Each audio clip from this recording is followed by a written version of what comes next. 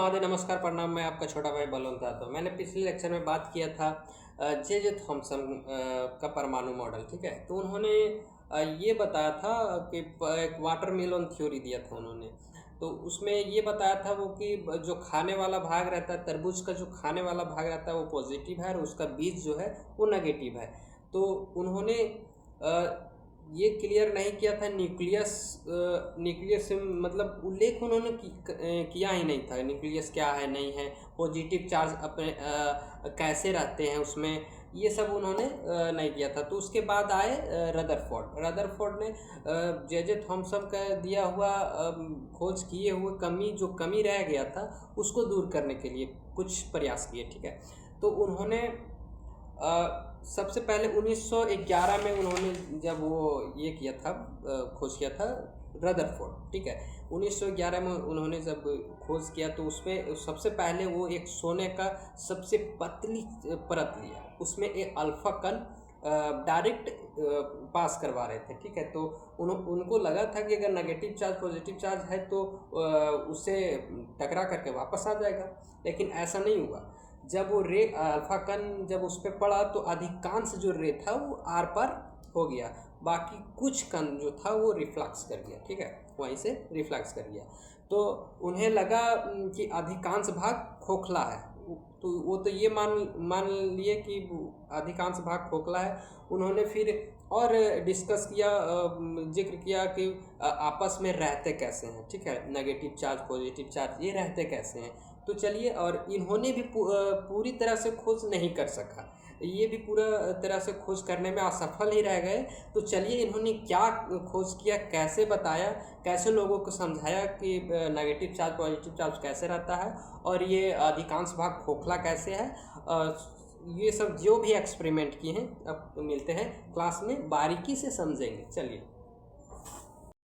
चलिए देखते हैं उन्होंने कैसे एक्सपेरिमेंट किया था एक सोने की पतली सी परत लेकर के। ठीक है, कैसे अल्फा कण को पास करवाया था। तो ये है अल्फा कण। ठीक है, तो ये है आपका सोने का परत। ठीक है, छोटी सा ये है अल्फा कण। इन्होंने जब पास करवाया तो अधिकांश जो कण था वो आर पार हो चुका, बाद में कुछ जो कण है वो साइड से ऐसे इधर चला गया, रिफ्लेक्ट कर गया, इधर तिरछा भाग गया। ठीक है, तो उसके बाद जब बीचों बीच उन्होंने एक रे को पास किया तो वो रिफ्लेक्ट करके जिस वे में गया था उसी वे में वापस लौट गया था। इससे पता चला कि नाभिक में कुछ है, तो जब पॉजिटिव चार्ज है उसी से वो रिफ्लेक्ट कर गया, तो इससे इन्होंने नाभिक का खोज कर दिया। ठीक है, ये पॉजिटिव चार्ज है जिसे नाभिक कहते हैं। ठीक है, इसके बाद देखते हैं तो उन्होंने कब ये एक्सपेरिमेंट किया था, कैसे किया था, ये तो आपको तो मालूम है, बट इसे आप नोट कर सकते हो। ठीक है, तो वर्ष 1911 में अंडर्स रदरफोर्ड ने सोने के से निर्मित अत्यंत पतली परत, आपको जो हम डायग्राम में दिखाए कि एक पतली परत था, उसमें अल्फा कण का बौछार उन्होंने किया और उनके प्रयोग के अनुसार कुछ जो निष्कर्ष जो निकला वो निम्नलिखित है। वो क्या निकला तो ये देखते हैं, बाकी तो आपको डायग्राम से समझ आ ही गया होगा। ठीक है, बाकी से आप नोट कर सकते हैं तो नोट कर लीजिए। ठीक है, अधिकतर भाग जो है उसका खोखला था। ठीक है, अधिकतर अल्फा कण अपने मार्ग से विक्षेपित हुए बिना सोने की निर्मित परत से बाहर निकल गए। इसलिए यह निष्कर्ष दिया गया कि परमाणु का जो भीतर का जो अधिकांश भाग है वो खोखला है, क्योंकि ज़्यादातर रे जो है वो पास कर जा रहा था। ठीक है, तो ये है पहला। दूसरा देख लेते हैं, बहुत कम संख्या में अल्फा कण मार्ग से विक्षेपित हुए, जिसे निष्कर्ष निकल गया कि परमाणु घन आवेशित यानी पॉजिटिव चार्ज भाग बहुत ही कम है। कुछ कण जो था वो इधर उधर भाग रहा था, बाकी जो अधिकतर जो कण था वो पास हो जा रहा था। ठीक है, तो इससे यह पता चला कि कुछ भाग में पॉजिटिव चार्ज है। ठीक है, तीसरा देखते हैं, बहुत कम अल्फा कण परमाणु के मध्य भाग से टकराकर वापस आ गई, जैसे कि आपने डायग्राम में देखा, जिससे यह निष्कर्ष निकल गया कि परमाणु का संपूर्ण घन आवेश एवं द्रव्यमान इसके केंद्र में निहित होते हैं, जिसे नाभिक यानी न्यूक्लियस कहते हैं। ठीक है, तो नाभिक के आकार परमाणु के कुल आकार की तुलना में बहुत छोटा है। ठीक है, इन्होंने तीसरा ये बताया। तो अभी तक जो भी कंक्लूजन है इसका निचोड़ है, उन्होंने क्या खोज किया ये इसमें क्लियर दिखाया गया, ठीक है। तो आप ध्यान से सुनिए, ठीक है। रदरफोर्ड का परमाणु मॉडल का मुख्य बिंदु, तो परमाणु का संपूर्ण घन आवेश एवं द्रव्यमान इसके केंद्र में निहित होते हैं, जिससे नाभिक न्यूक्लियस कहते हैं, ठीक है।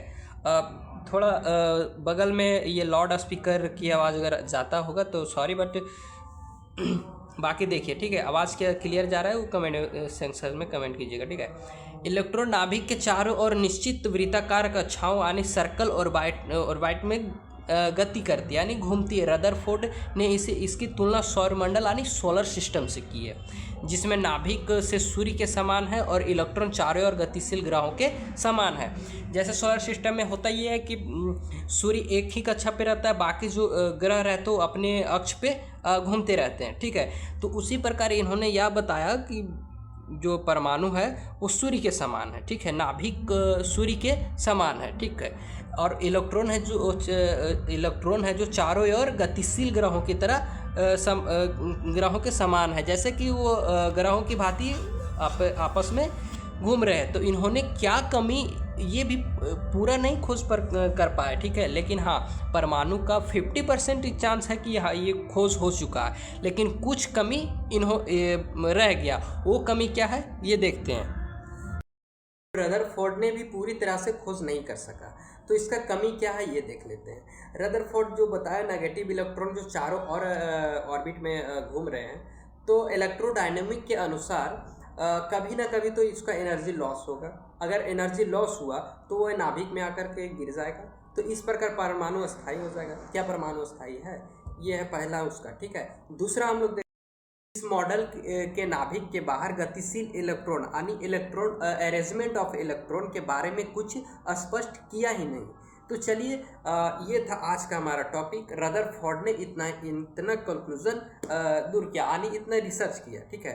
अब देखते हैं क्या पूरी तरह से परमाणु का खोज हुआ है या नहीं हुआ। इसके जो कमी है जे थॉम्सन का जो कमी था वो रदरफोर्ड ने दूर किया, मतलब 50% परमाणु का खोज हो चुका है। तो रदरफोर्ड का जो कमी है वो कौन दूर करता है, कैसे दूर करता है, ये जानने के लिए हमारे चैनल को सब्सक्राइब करें और बने रहिए हमारे साथ। नेक्स्ट लेक्चर में हम ये डिस्कस करेंगे कि कौन आता है नया साइंटिस्ट जो रदरफोर्ड का कमी को दूर करता है।